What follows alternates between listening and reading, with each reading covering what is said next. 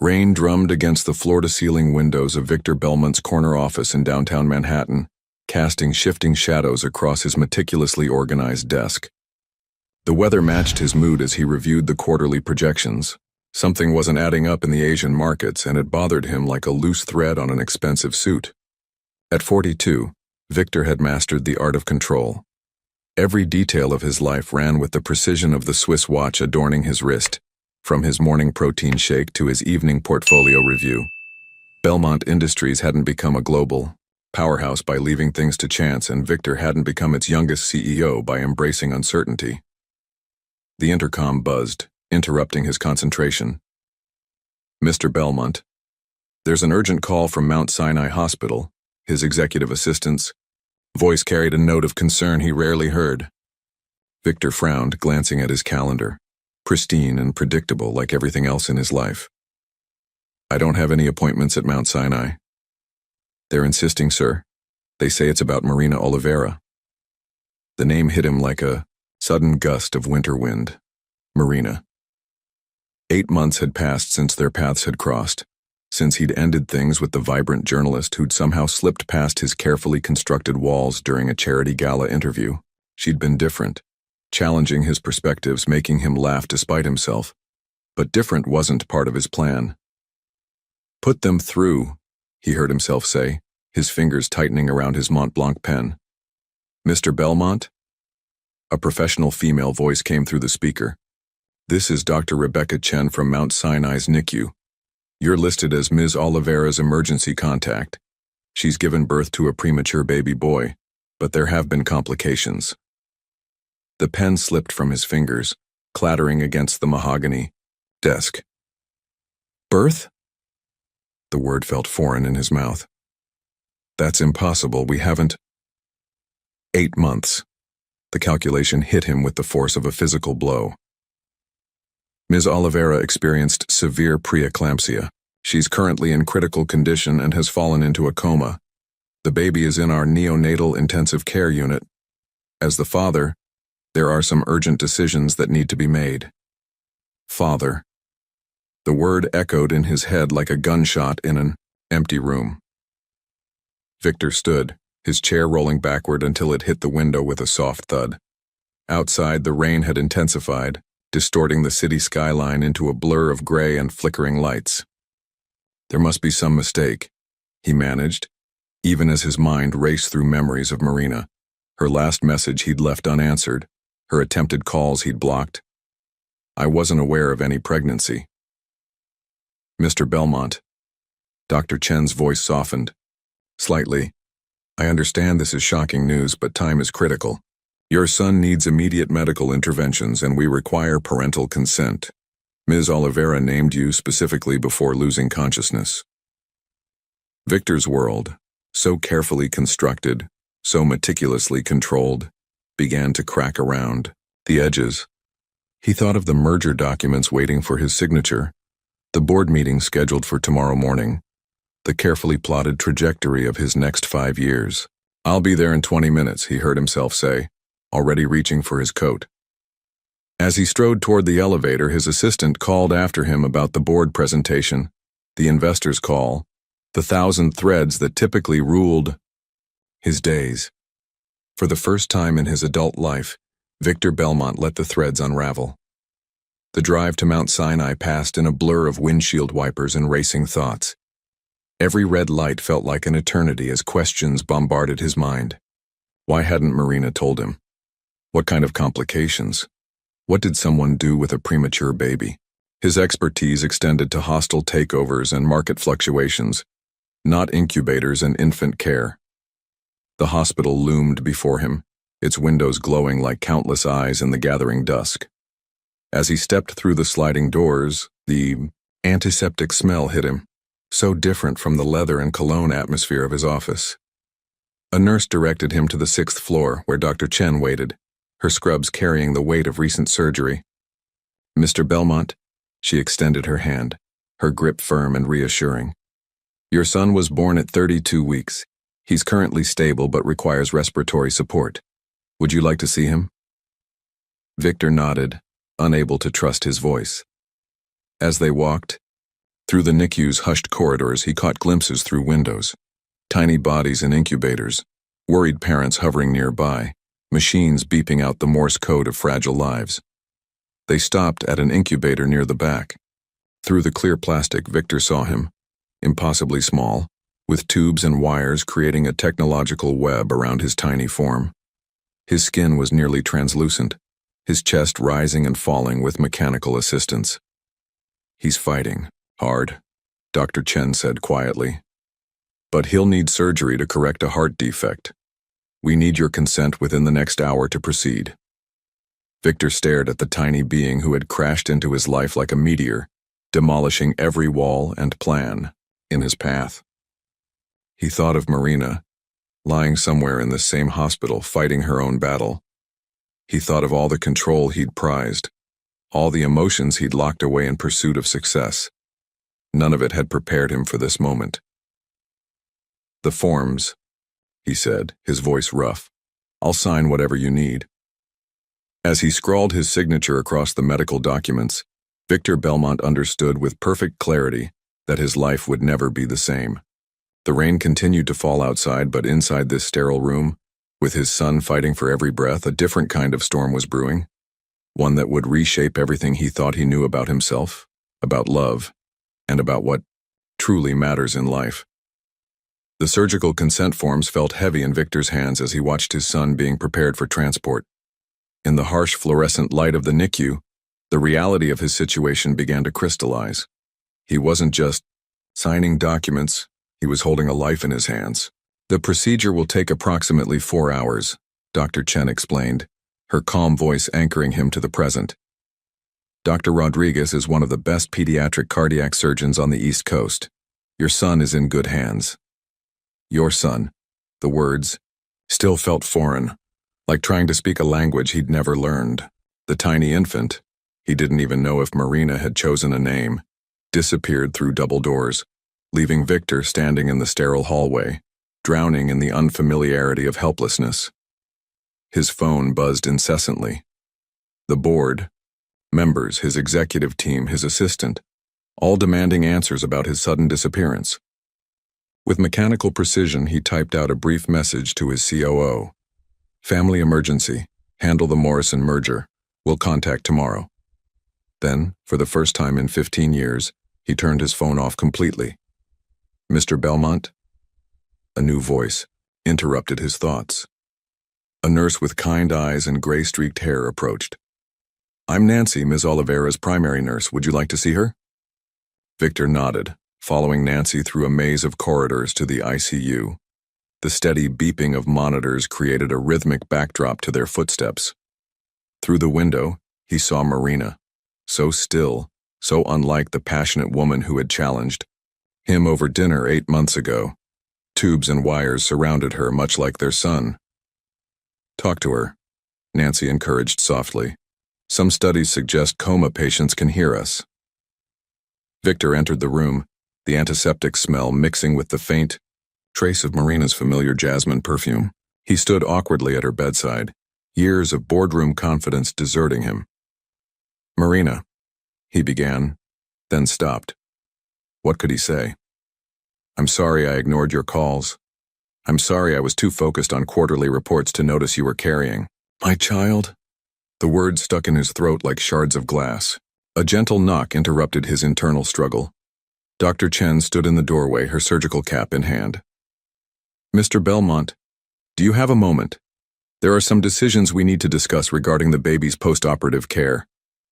In the small consultation room, Victor faced a barrage of medical terms and choices. The doctor explained treatment options, potential complications, and recovery scenarios. His analytical mind grabbed onto the statistics and probabilities like a lifeline. Numbers were familiar territory. What would Marina want? He found himself asking, surprising both himself and the doctor. Dr. Chen's expression softened. "From what we understand, Ms. Oliveira was very proactive about her pregnancy despite the risks. She underwent every recommended procedure, followed all medical advice. She fought hard for this baby." The weight of Marina's sacrifice pressed against Victor's chest. While he'd been orchestrating corporate takeovers, she'd been fighting for their child's life. His perfectly ordered world felt like a house of cards in a hurricane. The hours crawled by. Victor paced between the NICU waiting room and Marina's ICU unit, marking time in cups of horrible hospital coffee and updates from various medical staff. Each passing hour stripped away another layer of his carefully constructed facade. Around midnight, a young resident found him staring out a window at the city lights. "Sir, your son's surgery is going well. Dr. Rodriguez wanted you to know they're closing up now." Relief flooded through him, followed immediately by a new wave of anxiety. This was just the beginning. The resident handed him a thick packet of information about premature infant care, recovery timelines, and potential developmental challenges. In his former life, was it really only yesterday? Victor would have delegated this kind of research to his team of analysts. Now, he found himself poring over every page, trying to absorb information about apnea monitors and feeding tubes, with the same intensity he usually reserved for market reports. Dawn was breaking when Dr. Rodriguez emerged from the OR, still in his surgical scrubs. "The surgery was successful," he announced without preamble. "The next 48 hours will be critical, but he's showing strong vital signs." Victor released a breath he hadn't realized he'd been holding. "When can I see him?" "They're settling him in the NICU now. Give them about 30 minutes. Dr. Rodriguez paused, studying Victor's face. "You know, most premature babies this age don't handle surgery this well. You've got a fighter there." A fighter like his mother. Victor thought of Marina, still unconscious several floors above them. He'd have to be strong enough for both of them now.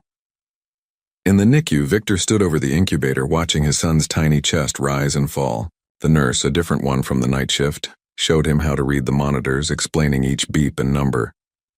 "Would you like to touch him?" she offered. "It's important for preemies to have skin-to-skin contact when possible." Victor stared at his manicured hands that signed billion-dollar contracts and commanded boardrooms. They seemed too large, too clumsy for such a delicate task. But something deeper than fear pushed him forward. Following the nurse's instructions, he reached through the incubator's port, gently placing his finger in his son's tiny palm. The baby's fingers, each smaller than a grain of rice, reflexively curled around his. In that moment, Victor, Belmont, master of hostile takeovers and market manipulation, felt his heart crack open. Tears he hadn't allowed himself to shed in decades fell freely down his face. "He needs a name," the nurse said softly, pretending not to notice his emotional display. "For the birth certificate." Victor thought of Marina, of her Brazilian heritage she'd spoken about so proudly. "Lorenzo," he said, remembering how she'd once mentioned it was her grandfather's name. "Lorenzo Oliveira Belmont." As if in response, the baby's grip on his finger tightened slightly. Outside, the sun continued its rise over Manhattan, painting the sky in shades of pink and gold. In the sterile quiet of the NICU, surrounded by beeping monitors and the hum of medical equipment, Victor began his first day as a father, terrified, overwhelmed, and irrevocably changed. His phone remained off, gathering dust in his pocket. The world of mergers and acquisitions seemed as distant as another planet. Here in this hospital room, watching his son fight for life with Marina's determination, Victor faced a truth he'd spent his entire adult life avoiding. Some things were beyond control, beyond spreadsheets and strategic planning. Some things could only be faced with an open heart and trembling hands. Victor's corner office felt like a stranger's space when he finally returned 36 hours after the life-changing phone call. The familiar scent of leather and success now seemed hollow against the lingering memory of hospital antiseptic and baby powder. "The board is waiting in the main conference room," his assistant, Regina, informed him as she hurried alongside his brisk stride. "They've been in there for 40 minutes. Mr. Davidson is particularly agitated." She paused, studying his rumpled appearance with concern. In 15 years, she'd never seen him wear the same suit twice, let alone one bearing the telltale wrinkles of a hospital chair. "Let them wait." Victor replied, logging into his computer. His fingers flew across the keyboard as he pulled up Lorenzo's latest medical reports, which the NICU staff had emailed early that morning. Blood pressure stable. Oxygen levels improving. Each positive indicator loosened the knot in his chest slightly. Regina cleared her throat. Sir, about the Morrison merger. Cancel it. I'm sorry? Victor looked up, his expression resolute. The terms would have required monthly trips to Singapore for the next year. Cancel it. Find another buyer. Regina's jaw dropped slightly, the closest to visible shock he'd ever witnessed from her. The Morrison merger had been his obsession for the past 18 months. Sir, are you feeling all right?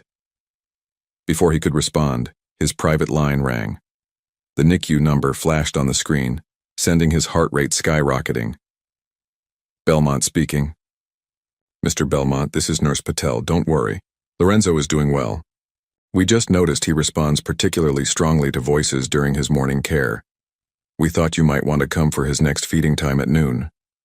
Relief flooded through him, followed by an unfamiliar warmth.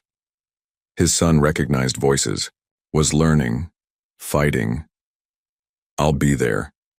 The board could be heard grumbling through the conference room walls as Victor strode past, laptop in hand. He pushed open the heavy doors, facing the room of suited executives who had, until recently, represented his entire world. Gentlemen, he announced, commanding the room with practiced ease. Family emergency requires restructuring my immediate obligations. Davidson, you'll handle Asia. Chen, take Europe. Rodriguez, oversee domestic operations. He held up a hand, as protests erupted. This isn't a discussion, it's a transition plan. Victor, Davidson stepped forward, face flushed. The shareholders will understand that even CEOs face personal emergencies. Victor's tone left no room for argument. I'm not stepping down, I'm restructuring. The difference is crucial for your next press release. He left them in stunned silence, already focused on his next challenge. The hospital was a 15-minute drive in good traffic, and he had a feeding to make. The NICU's automatic doors whooshed open, now familiar after countless entries and exits. Nurse Patel greeted him with a knowing smile as he scrubbed in, following the meticulous hygiene protocol he'd memorized. Perfect timing, she said, leading him to Lorenzo's incubator. Someone's been waiting for his father. The word still sent a jolt through him, but now it carried a different weight, less terrifying, more sacred. Lorenzo's tiny form squirmed slightly as Victor reached through the port, placing his hand gently on his son's chest. Hey, champ, he whispered, surprised by how naturally the words came. Daddy's here. A soft gasp from the NICU entrance caught his attention. A woman in her mid-30s stood there, tears streaming down her face. You must be Victor, she said. I'm Isabella, Marina's sister. Victor straightened, his protective instincts flaring. He hadn't known Marina had a sister. How is she? No change. Isabella moved closer, her eyes fixed on Lorenzo. I flew in from Boston as soon as I could. Marina, she tried to tell you, you know, about the baby. The guilt Victor had been suppressing resurged. I know. Isabella's expression softened as she watched him with Lorenzo. She also told me you were worth waiting for, that underneath all that corporate armor beat a heart capable of great love. She smiled sadly. Looks like my sister was right, as usual. Before Victor could respond, his phone buzzed. The office. Again. Isabella seemed to sense his dilemma. Go, she said. Handle what you need to. I'll stay with him. Victor hesitated, torn between worlds. His phone kept buzzing. Emergencies, crises, decisions that once seemed life or death but now felt trivial compared to the actual life or death struggle in front of him. Tell me about her, he said instead, silencing his phone. About Marina, about her pregnancy, everything I should have known. Isabella pulled up a chair, and for the next hour, as Lorenzo slept peacefully under their watch, she shared the story of Marina's courage, how she'd discovered the pregnancy after Victor had ended things, how she'd faced every complication with determination, working until her doctor ordered bed rest, how she'd prepared a nursery in her small apartment, painting the walls herself until her neighbor insisted on taking over. She never gave up hope, Isabella concluded. Not on the baby and not on you. Victor's throat tightened. On his phone, messages piled up. Angry board members, concerned shareholders, impatient clients. But here, in this quiet room with his son's steady breathing as background music, priorities shifted like tectonic plates. I have a lot to make up for, he said quietly.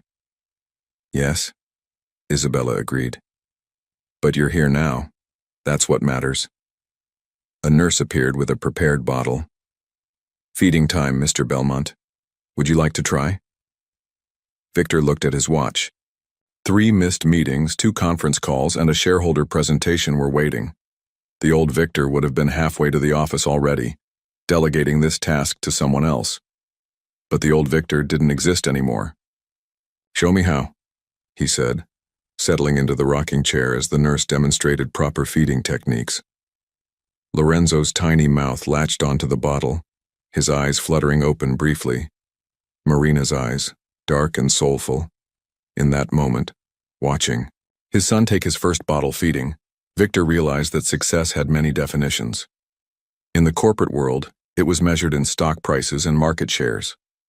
But here, in this sterile room that smelled of hope and fear, success was measured in milliliters of formula, in seconds of eye contact, in tiny fingers gripping his own. Isabella watched from the doorway, her phone discreetly capturing the moment. Marina needs to see this when she wakes up, she whispered. She needs to see that her faith in you wasn't misplaced. When, not if. The word choice wasn't lost on Victor. He looked up at the ceiling, sending a silent prayer to whatever force had brought him to this moment. Wake up, Marina. Wake up and see who I'm becoming. Who you always knew I could be. The elevator doors opened to Marina's floor in Brooklyn Heights, and Victor found himself hesitating. Isabella had suggested he visit Marina's apartment to gather some personal items for her hospital room.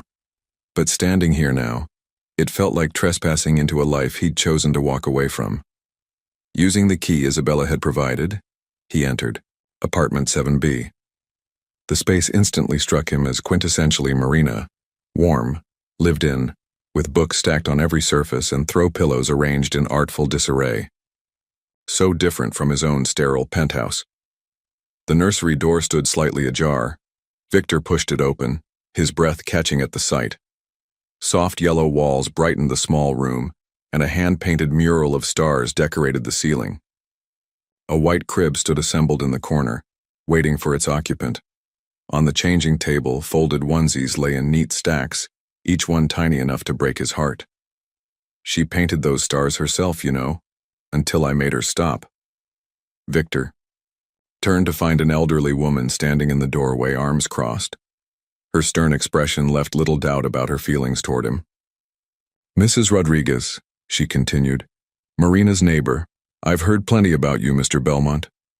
I wish I could say the same, Victor replied quietly, his guilt evident. Were you close with Marina? The woman's expression softened slightly. Someone had to look after her when the morning sickness got bad, when her blood pressure started acting up, when she insisted on working until she literally couldn't stand anymore. She moved into the room, running a hand along the crib rail. She'd sit in that rocking chair every night reading pregnancy books out loud, said the baby should know his father was smart, successful, a good man underneath it all. Mrs. Rodriguez fixed him with a penetrating stare. I thought she was being naive. Maybe I was wrong. Victor's throat tightened as he noticed the book stacked beside the rocking chair. What to expect? The expectant father. Your premature baby. Marina had been preparing for every possibility while he'd been oblivious, focused on profit margins and market expansions. His phone buzzed. Davidson again. This time, Victor answered. Make it quick. The Chinese investment group is backing out. Davidson's voice carried barely contained panic. They say without you personally overseeing the Asia expansion, they're pulling their $3 billion. We need you on a plane to Beijing tonight. $3 billion. 6 months ago, that number would have consumed Victor's every waking thought. Now, standing in the nursery Marina had prepared with such hope it felt meaningless. "Let them pull out," he said firmly. "Find another investor. Victor, be reasonable. My son is in the NICU. His mother is in a coma. This is me being reasonable." He ended the call, turning back to Mrs. Rodriguez. "Tell me more about Marina, please." Over cups of strong coffee in Marina's small kitchen, Mrs. Rodriguez shared stories that painted a picture of the months he'd missed. How Marina had craved spicy food at midnight. How she'd insisted on taking the subway to work until her 7th month, refusing to let pregnancy change her independent spirit. How she'd talked to her belly in both English and Portuguese, determined that her child would know both cultures. The day she felt the first kick, she was so excited she knocked on my door at 6 a.m., Mrs. Rodriguez recalled, smiling at the memory. Said she wished she could share it with you, but at least the baby would know one parent's love from the start. Victor's coffee grew cold as he listened, each story illuminating another facet of Marina's strength and grace. On her refrigerator, doctor's appointments and prenatal class schedules were meticulously noted. A legal pad nearby contained lists of baby names, with Lorenzo circled multiple times. "She never gave up hope that you'd come around," Mrs. Rodriguez added, "even after the preeclampsia diagnosis. Said sometimes people need time to rise to their best selves." A flash of blue caught Victor's eye. Behind a stack of pregnancy books sat a familiar-looking folder. His hands trembled slightly as he reached for it. Inside were dozens of articles about him. Business profiles, interviews, photos from charity events, and letters, each one dated but never sent, chronicling Marina's pregnancy journey. "Dear Victor," one began, dated 3 months ago. "Today I learned we're having a boy. I thought of you immediately. How you told me about sailing with your father, your first baseball game. Our son will have those moments too if you want them, if you're ready." Another, from 6 weeks ago. "The doctor says the preeclampsia is getting worse. I'm scared, Victor, not for myself, but for our baby. He's so strong already, fighting every day. Like his father, never backing down from a challenge." The most recent letter was dated just 3 days before Lorenzo's birth. "I'm being admitted tomorrow. The doctors are worried, but I'm not. Our son has your determination and my stubbornness, a powerful combination. Whatever happens, know that I forgive you. Some people take longer to find their way to love. I hope one day." The letter ended there, unfinished. Victor's phone buzzed again. The hospital. His heart raced until he saw it was a routine update. Lorenzo had gained another ounce. His oxygen levels were holding steady. Small victories in a war that was far from over. Mrs. Rodriguez watched him read the medical update, her expression thoughtful. "You're not the man I expected," she admitted. "Marina always said there was more to you than the corporate shark everyone else saw." "I'm not the man I expected either," Victor replied, honestly. He carefully gathered the letters along with some of Marina's personal items, her favorite blanket, her well-worn copy of Pride and Prejudice, the small stuffed elephant that sat on her bedside table. As he prepared to leave, Mrs. Rodriguez pressed a USB drive into his hand. "Marina's pregnancy video diary," she explained. "She made it for the baby, but maybe you need to see it too." Back in his car, Victor stared at the small drive that contained months of moments he'd missed. His phone lit up with another series of urgent messages, stock prices falling, investors panicking, his carefully built empire showing cracks. But as he drove toward the hospital, the USB drive felt heavier than all his business concerns combined. It carried the weight of missed opportunities, of love offered freely and rejected out of fear, of a woman who'd believed in him even when he'd given her every reason not to. The sun was setting as he reached Mount Sinai, painting the sky in shades of possibility. In the NICU, Lorenzo waited, growing stronger by the day. In the ICU, Marina slept, her faith in him still unshaken. And somewhere between the person he'd been and the father he was becoming, Victor Belmont finally understood. Some investments couldn't be measured in billions. The NICU's private family room was quiet at midnight. illuminated only by Victor's laptop screen as he inserted the USB drive Mrs. Rodriguez had given him. His finger hovered over the play button, heart pounding with anticipation and fear. Marina's face filled the screen, her smile radiant despite obvious exhaustion. "Week 16, she announced, adjusting the camera. "Got the first ultrasound today." She held up a grainy black and white image. "See that tiny flutter? That's your heart, little one. Strong and steady, just like your father's business empire." Her laugh carried a hint of sadness, though hopefully a bit more open to life's surprises. Victor paused the video, running his fingers over the screen. She looked so vibrant, so alive, such a contrast to her current state 2 floors above. His phone buzzed with a NICU update. Lorenzo's evening feeds had gone well. Small victories. He pressed play again. The videos progressed chronologically, Marina documenting each milestone. Her growing belly, the first kick, shopping for baby, clothes. Through it all, her unwavering optimism struck him like physical blows. "Week 24, Marina spoke from the screen, now sitting in the nursery he'd seen earlier. "The doctor says you're going to be tall, baby boy. Another trait from your father." She smiled, touching her belly. "You know, he once told me his biggest fear was turning into his own father. So focused on success that he missed life's precious moments. But I saw something in him that maybe he couldn't see himself. A capacity for love that scared him more than failure ever could." The video cut to another day, Marina looking noticeably more tired. "Week 28, the preeclampsia diagnosis, came today." She forced a brave smile. "But don't worry, little one. We're fighters, you and I. And somewhere out there, your father is fighting too. Maybe not for us, not yet, but fighting to become the man I know he can be." Victor's phone rang, interrupting the next video. Dr. Chen's name flashed on the screen. His blood ran cold. She never called this late. "Mr. Belmont, you need to come to the NICU immediately. Lorenzo's showing signs of infection. We're starting antibiotics, but the next few hours are critical." The world tilted on its axis as Victor raced through the hospital corridors. In the NICU, machines beeped urgently around Lorenzo's incubator. His tiny body, which had been making such steady progress, now burned with fever. "Premature infants are particularly susceptible to infections," Dr. Chen explained, her voice steady but concerned. "His immune system isn't fully developed yet."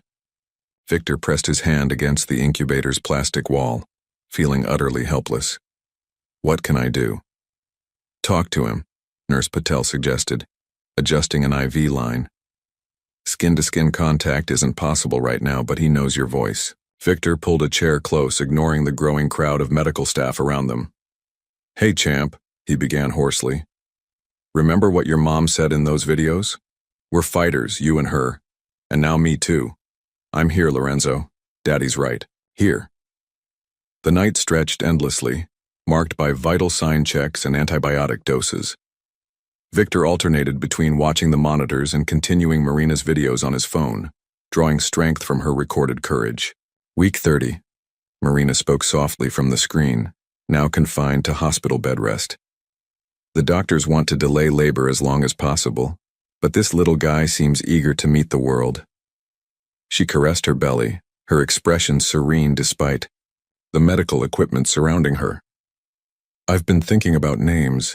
Lorenzo, after my grandfather, the strongest, kindest man I've ever known. Until now, I thought strength meant never showing weakness. Your father taught me that true strength sometimes means walking away. But maybe real strength is having the courage to stay." Dawn broke over Manhattan as Lorenzo's fever finally began to respond to the antibiotics. Victor had memorized every number on the monitors, every subtle change in the beeping patterns. "His stats are improving," Dr. Chen announced, reviewing the latest readings. "He's not out of the woods, but this is promising." Victor nodded, exhausted but unwilling to leave. On his phone, the final video waited. Marina's last recording, made just hours before her emergency admission. "I don't know if you'll ever see these," she addressed the camera directly, her face pale but determined. "Either of you, but I need you both to know something. Love isn't a weakness, Victor.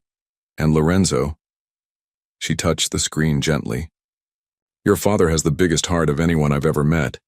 He just needs to learn how to use it. The video ended.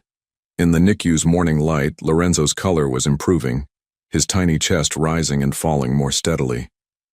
Victor reached through the incubator's port, placing his finger in his son's palm. The grip was weaker than yesterday, but still there, still fighting.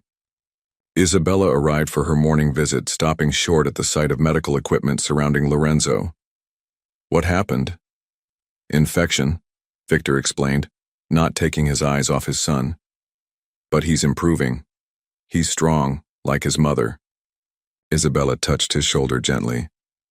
Like both his parents. She paused. Any change with Marina? Not yet, but I've been watching her pregnancy videos. Victor's voice cracked slightly. She never lost faith in me, even when I'd lost it. In myself. That's Marina, Isabella smiled sadly, always seeing the best in people even when they can't see it themselves. A soft alarm beeped. Time for Lorenzo's next antibiotic dose. Victor watched the medical team work, their movements precise and practiced. In his pocket, his phone remained silent. He'd emailed his resignation to the board an hour ago, keeping only a minority stake in the company he'd built. Some would call it throwing away an empire. But watching his son fight for life, remembering Marina's unwavering belief in him, Victor finally understood. He wasn't throwing away anything. He was building something far more valuable, a legacy of love, courage, and second chances. I'll make you both proud, he whispered to his sleeping son. I promise. Outside the NICU windows, New York City bustled to life, unaware of the small battles and quiet victories happening within these walls. In the ICU above them, Marina slept on, her faith in him preserved in digital memories. And here, between beeping monitors and whispered prayers, Victor Belmont continued his transformation, not from CEO to father, but from a man who measured worth in dollars to one who counted heartbeats as his most precious currency. 2 weeks had passed since Lorenzo's infection scare. Victor sat in what had become his usual spot between the NICU and ICU, reviewing Dr. Chen's latest updates on his tablet. Lorenzo was finally gaining weight consistently, and his breathing had stabilized enough to reduce his oxygen support. Coffee? Isabella appeared beside him, holding out a steaming cup from the local cafe, a significant upgrade from the hospital's vending machine offerings. You look like you could use it. Thanks. He accepted the cup, noting the dark circles under Isabella's eyes that matched his own. Any change with Marina?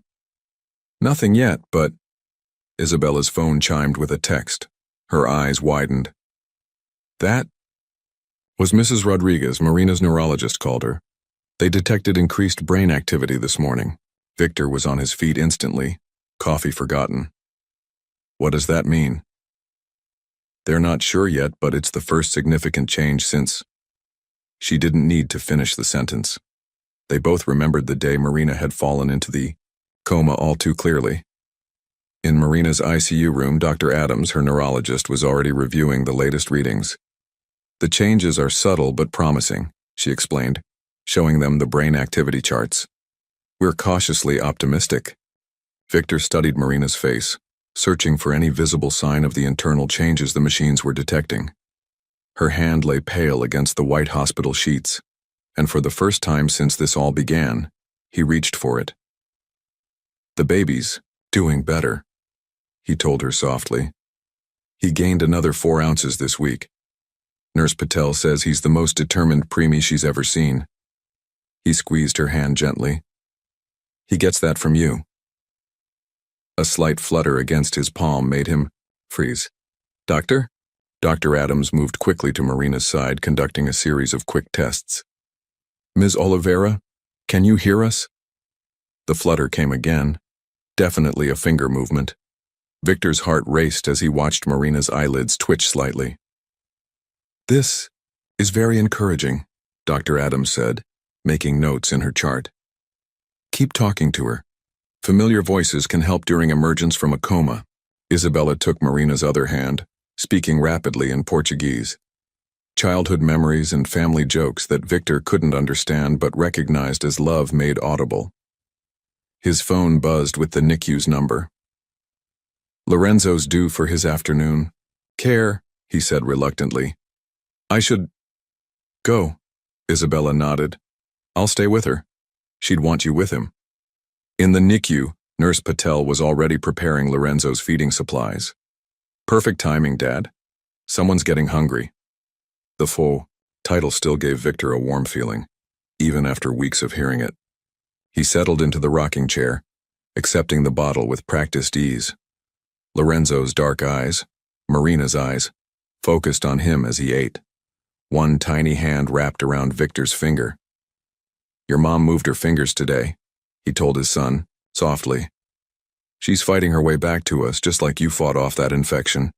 Between the two of you, I'm learning what real strength looks like. Lorenzo's only response was to gulp his formula more enthusiastically, making Victor smile. These quiet moments of feeding, changing, and simply being present had become sacred to him. His phone still buzzed occasionally with business matters. The board hadn't accepted his resignation, instead granting him an indefinite family leave. But those concerns felt distant now. Mr. Belmont? A nurse he didn't recognize appeared, in the doorway, slightly breathless.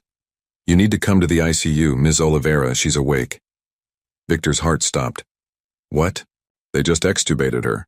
She's asking for you and the baby.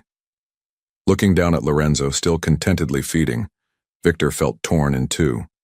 Nurse Patel stepped forward. We'll finish up here. Go. The elevator ride to the ICU felt endless. When he finally reached Marina's room, he found her propped up slightly, oxygen tubes replaced by a nasal cannula. Her eyes, those incredible eyes, open and alert. Victor, she whispered, her voice hoarse from weeks of disuse. He crossed the room in 3 strides, taking her hand carefully. I'm here. Lorenzo? The fear in her voice was unmistakable. He's perfect, Victor assured her quickly. Getting stronger every day. Just like his mother. Tears filled Marina's eyes. You stayed. I'm not going anywhere, he promised. Not ever again, Dr. Adams interrupted gently. Ms. Oliveira needs to rest, but perhaps... She glanced at the other medical staff. A brief video call with the NICU? Minutes later, Nurse Patel was holding up a tablet, showing Marina her first real glimpse of their son. He's so small, Marina breathed, touching the screen. But mighty, Victor added. He's already survived his first infection scare and his breathing's getting better every day. You know all this, Marina observed, studying his face. You've been here. Every day. Victor swallowed hard. I saw the nursery, the videos, the letters. Understanding dawned in Marina's eyes. You know everything.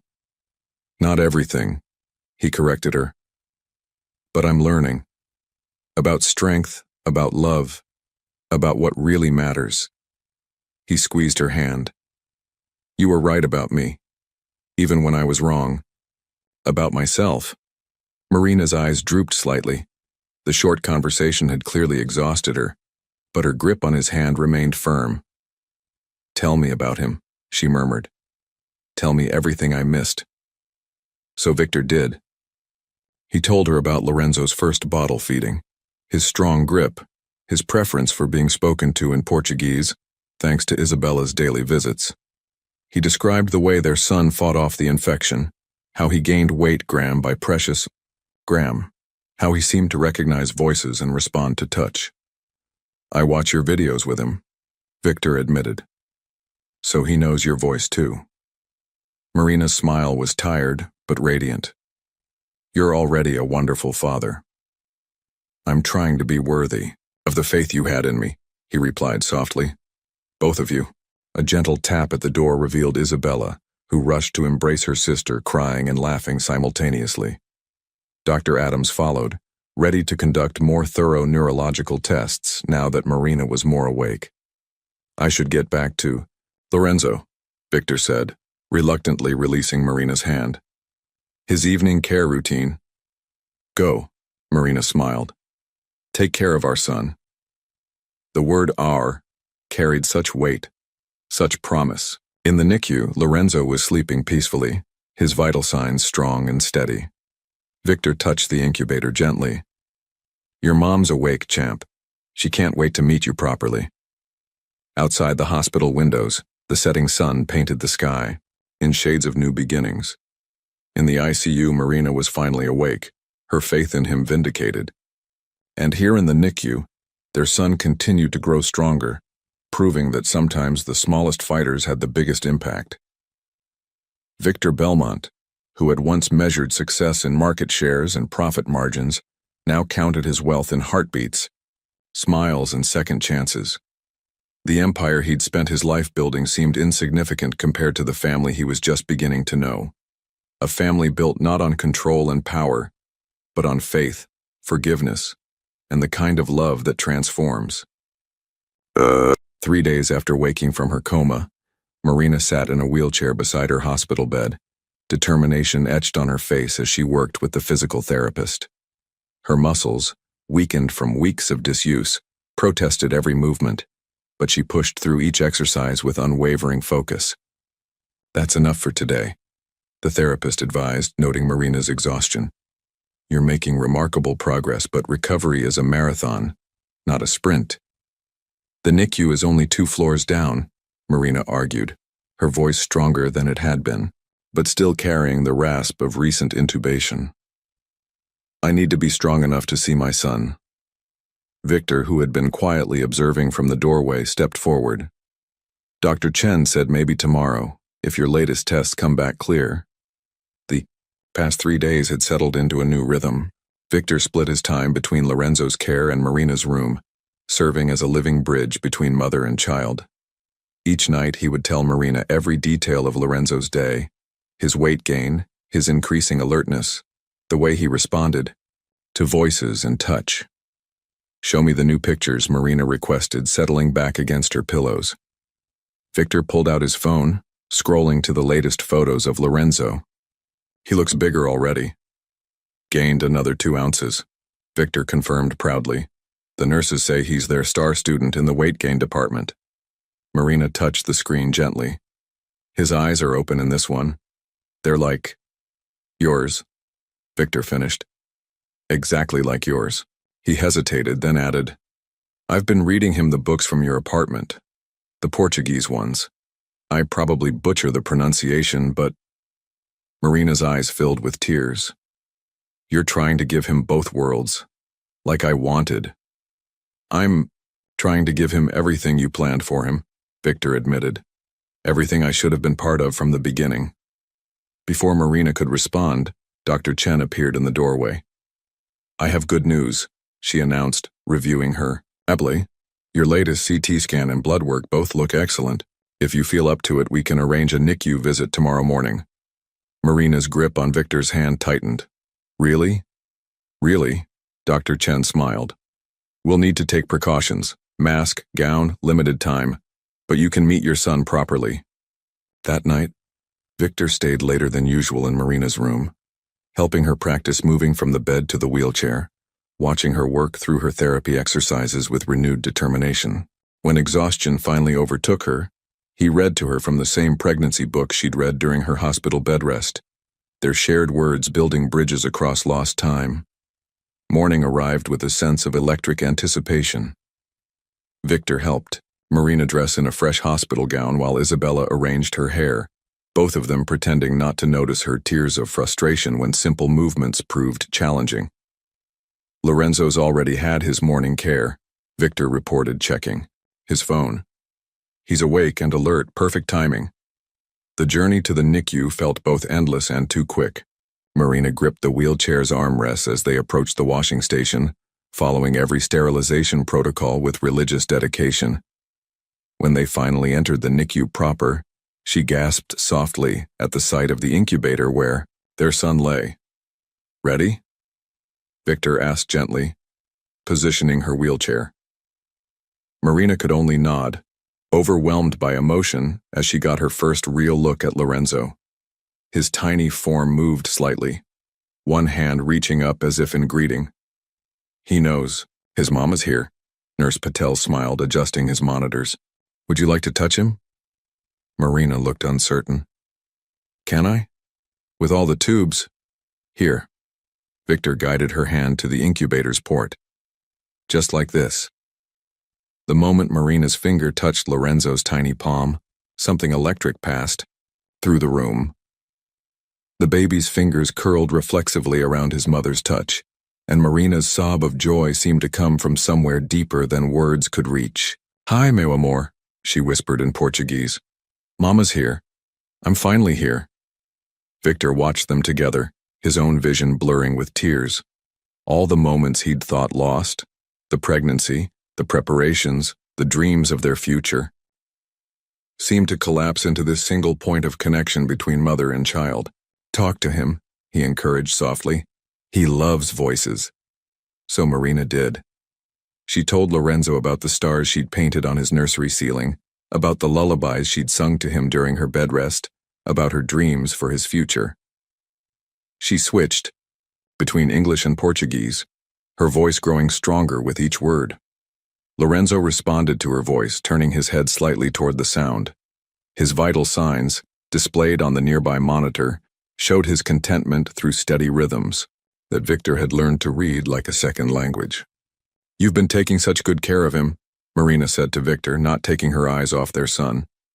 All this time, I had excellent teachers, Victor replied, nodding toward Nurse Patel, and a lot of making up to do. The visit had to end sooner than any of them wanted.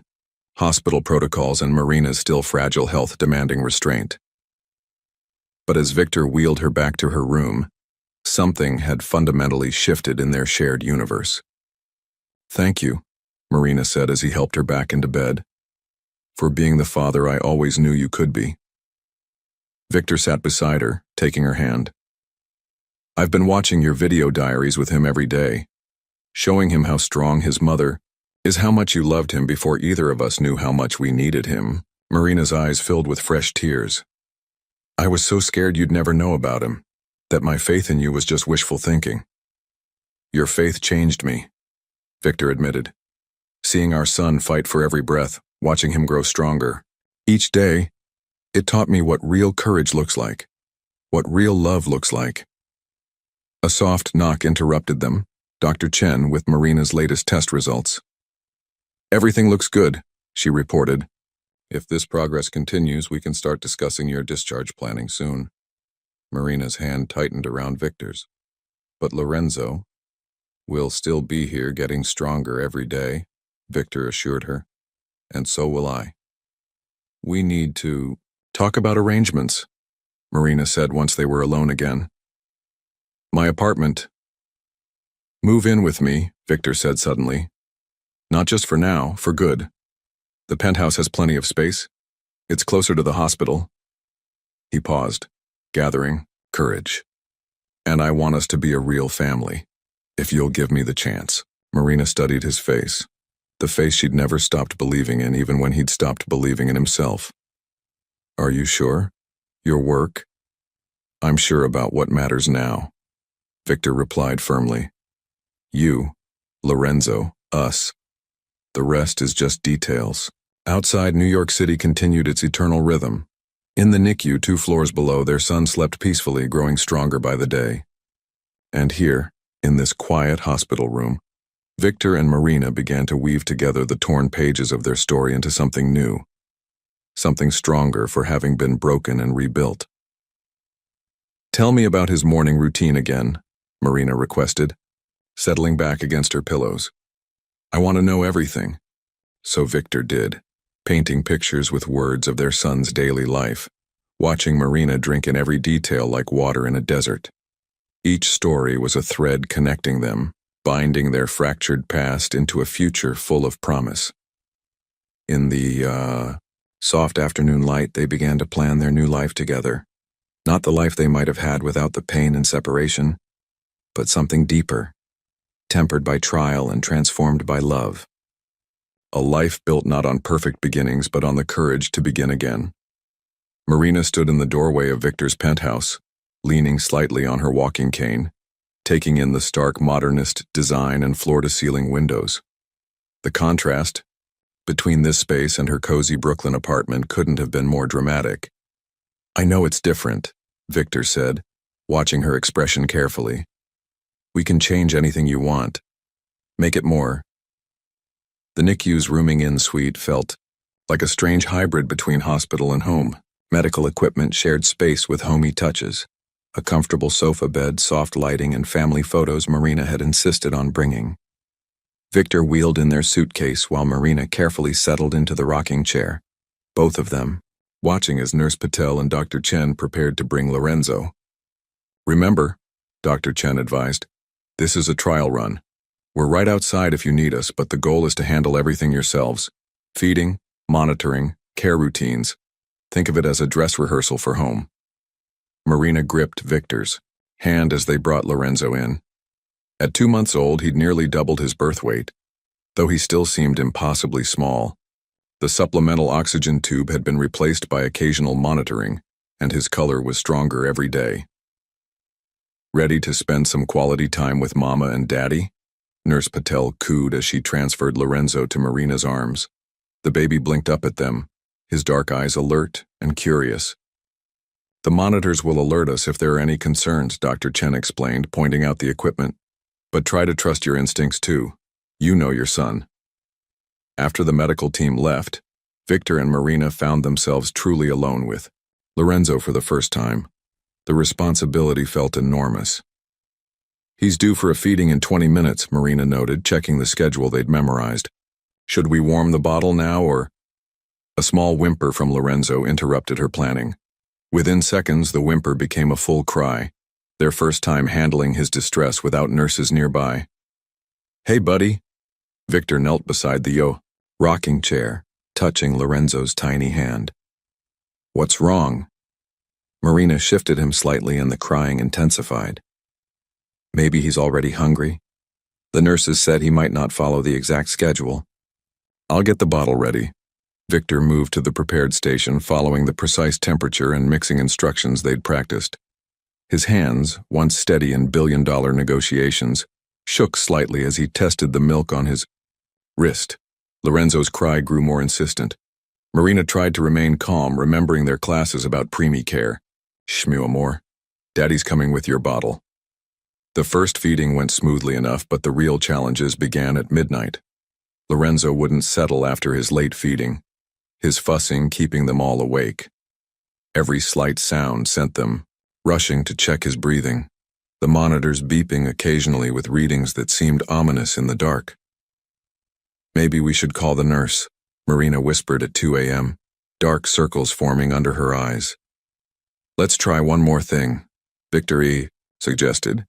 He grabbed his phone, pulling up Marina's video diary. Soon her recorded voice filled the room, singing a Portuguese lullaby she'd performed during her pregnancy. Lorenzo's cries softened as he heard his mother's familiar song.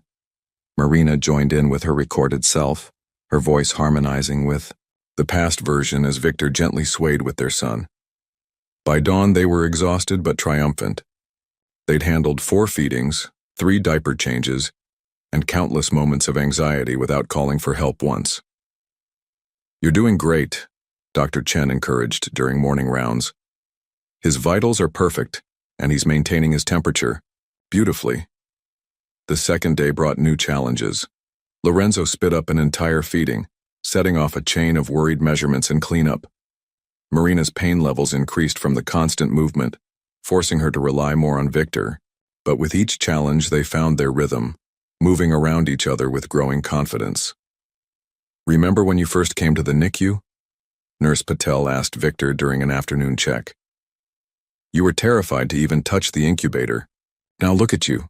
Diaper changes, temperature checks, everything." Victor smiled, remembering that first day that felt like a lifetime ago. He'd been a different person then, measuring success in market shares rather than milliliters of formula. The real test came at sunset.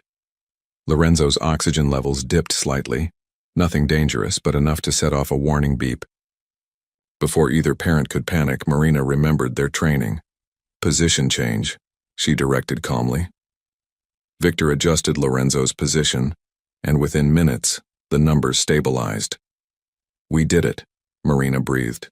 "We actually did it." "You've both done more than that," Dr. Chen said from the doorway where she'd been quietly observing. "You've become exactly what Lorenzo needs. Confident, capable parents who work together." That night, as Lorenzo slept peacefully between feeds, Victor and Marina sat on the sofa bed watching their son's chest rise and fall. "Hard to believe we're almost ready to take him home," Marina whispered. "Are we?" Victor asked. "Ready, I mean?" Marina considered this, thinking of their journey. Her lonely pregnancy, the traumatic birth, Victor's transformation, their gradual healing together. "I don't think anyone's ever completely ready for parenthood, but we've learned the important things." "Like what?" "Like how to trust each other, how to face our fears, how to let love be stronger than pride or doubt." She leaned against his shoulder. "How to be a family." Lorenzo stirred slightly, and they both instinctively reached for him, Marina checking his temperature while Victor adjusted his blanket. Their movements were synchronized now, practiced, confident. "One more night," Victor murmured, watching their son settle back to sleep. "Then we can take him home." "To his star-covered ceiling," Marina smiled. "To his room full of books and love and second chances." The night passed in a blur of feedings and diaper changes, of soft songs and gentle touches. By morning, when Dr. Chen arrived for final evaluations, the room felt less like a medical space and more like what it was, a family's temporary shelter on their journey home. "Well," Dr. Chen reviewed her charts with a smile, "I'd say you've more than passed the test. Assuming Lorenzo's final checks come back clear, we can schedule discharge for next week." The words they'd been hoping to hear for so long nearly overwhelmed them. Marina wiped tears from her eyes while Victor held Lorenzo closer as if hardly daring to believe it was real. "We're ready," Victor said firmly, looking at his son and the woman who'd never lost faith in him. "Whatever comes. Next, we're ready to face it together." Outside the hospital windows, New York City sparkled in the morning sun, waiting to welcome its newest family home. In the rooming in suite, surrounded by the tools and toys of their crash course in parenthood, Victor and Marina held their miracle, child, and felt the future unfold before them. Not a future of corporate empires or solitary struggles, but one built on the strongest foundation they knew, love tested by fire and made stronger for the burning. More like a home, Marina supplied, her gentle smile taking any sting from the words. 2 weeks after waking from her coma, her strength was returning daily, though she still tired easily. Exactly. Victor guided her to the living room, where signs of change were already visible. The sleek leather furniture had been supplemented with soft throws and cushions. Family photos, mostly of Lorenzo's progress, had appeared on formerly pristine surfaces. "Isabella helped me with some basics, but I wanted you to make it yours." Marina sank into one of the new plush armchairs, running her hand over its soft fabric. "Where will the nursery be?" "I thought the room next to the master suite." Victor led her down the hallway, supporting her elbow. "It gets the morning sun and—" He pushed open the door, revealing walls already painted a soft yellow that matched Marina's original nursery. "I had Mrs. Rodriguez supervise, said I couldn't be trusted with something this important on my own." Marina's eyes filled with tears as she took in the familiar furniture from her apartment, arranged with care in the larger space. The stars she'd painted on her old nursery ceiling had been professionally recreated here, spanning the entire room, in a glittering constellation. "You brought everything," she whispered, touching the crib rail. "Almost everything," Victor amended. "The rocking chair is new. The old one was—" He hesitated. "Mrs. Rodriguez said it wasn't sturdy enough for long nights with a preemie who might need extra holding." Marina turned to him, recognition dawning. "You've been learning about premature babies and their needs." "I've been taking classes," At the hospital, Victor admitted. CPR, preemie care, monitoring breathing. The nurses say Lorenzo might be ready to come home in a few weeks if his progress continues. The words hung in the air between them, full of hope and terror. Their son, who had never known a world outside the NICU, might soon be theirs to care for completely. "Show me what else you've learned," Marina requested, sinking into the new rocking chair. Victor moved through the nursery with surprising confidence, pointing out the special preemie supplies, the monitoring equipment he'd researched, the organization system for medications and feeding schedules. Each item represented hours of study, preparation, and determination to be ready for their son. "The bathroom's been modified too," he continued, leading her to the master suite. "Rails installed, non-slip mats. The physical therapist said you might need support for a while longer." Marina took in the thoughtful changes, evidence of Victor's attention to not just Lorenzo's needs, but hers as well. "You've thought of everything." "Not everything," Victor corrected. "Just everything I could learn from experts. You're the one who really knows what Lorenzo needs, what you both need." Later that evening, as they shared a quiet dinner overlooking the city lights, Marina broached the subject they'd been dancing around. "What about your work, the company?" "The board's still holding my position," Victor replied. "But I'm not going back to those hours. Not ever. I've restructured everything, delegated most of my direct responsibilities. I'll still be involved in major decisions, but I've found something more important to build." He met her eyes across the table. "When I was sitting in that NICU, watching our son fight for every breath, I realized something. I spent years building an empire of glass and steel, thinking that was strength. Real strength was in your videos, your letters, in the way you faced every challenge alone because I was too afraid to face myself." Marina reached across the table, taking his hand. "Not alone. Not anymore." Their evening was interrupted by a call from the NICU, a nightly update that had become ritual. Lorenzo had gained another ounce. His oxygen levels were holding steady. He'd taken his entire feeding by bottle for the first time. "He's almost ready," Nurse Patel told them. "Have you finished the rooming in preparation?" The rooming in was the NICU's program for transitioning parents to full care of their preemie, a crucial step before discharge. Victor and Marina would spend 48 hours in a special hospital room, caring for Lorenzo under nursing supervision but independently. "We start next week," Victor confirmed, squeezing Marina's hand, "assuming all the tests stay positive." After the call, they stood together at the nursery window, watching the city below.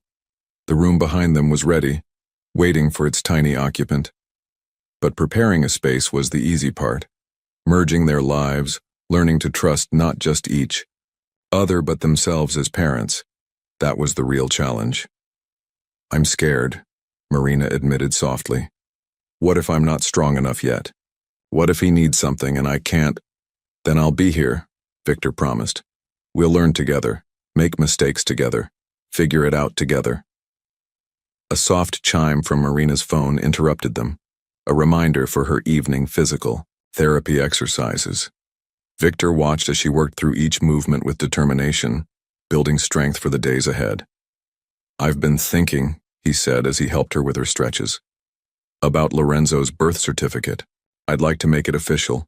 Give him my name if you're comfortable with that. Make us a real family in every way." Marina's hands stilled on the therapy band. "Victor, not just Lorenzo," he continued quietly.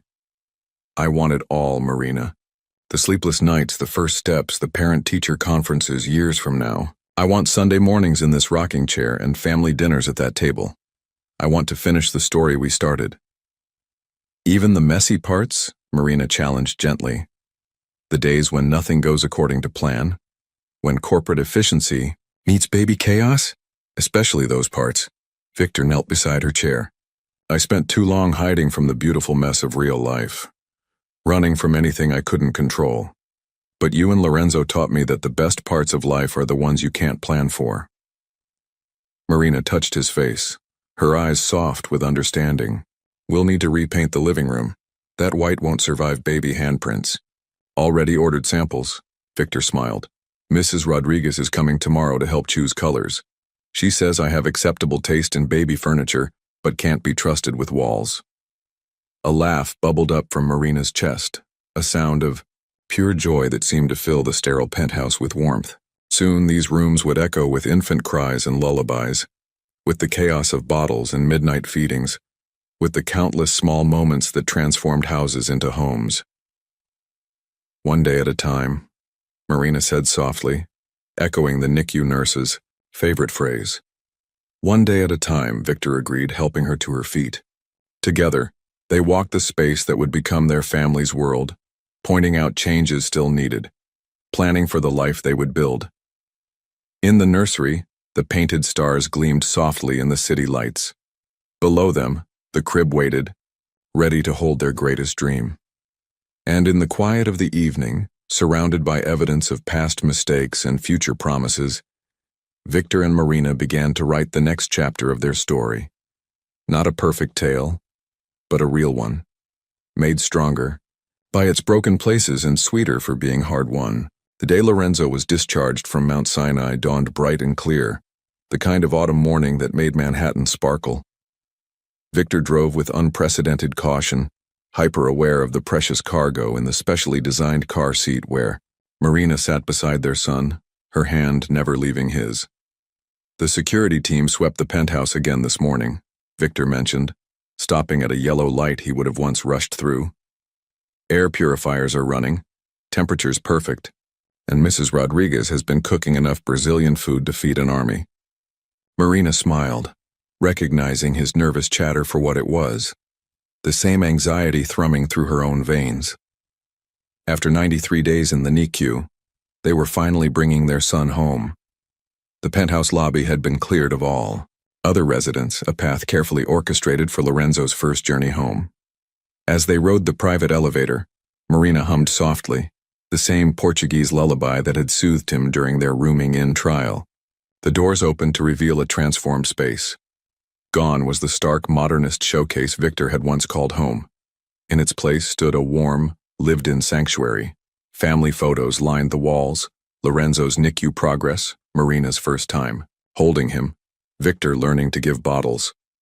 Beautiful Portuguese phrases had been painted above the nursery door. Com amor, tudo é possível. With love, all is possible. Isabella and Mrs. Rodriguez waited inside, the apartment filled with the aroma of traditional Brazilian comfort food. Welcome home, pequeno guerrero, Mrs. Rodriguez greeted, tears in her eyes as she watched Marina carry Lorenzo into his nursery for the first time. The baby's eyes widened at the star-covered ceiling, twinkling softly in the morning light.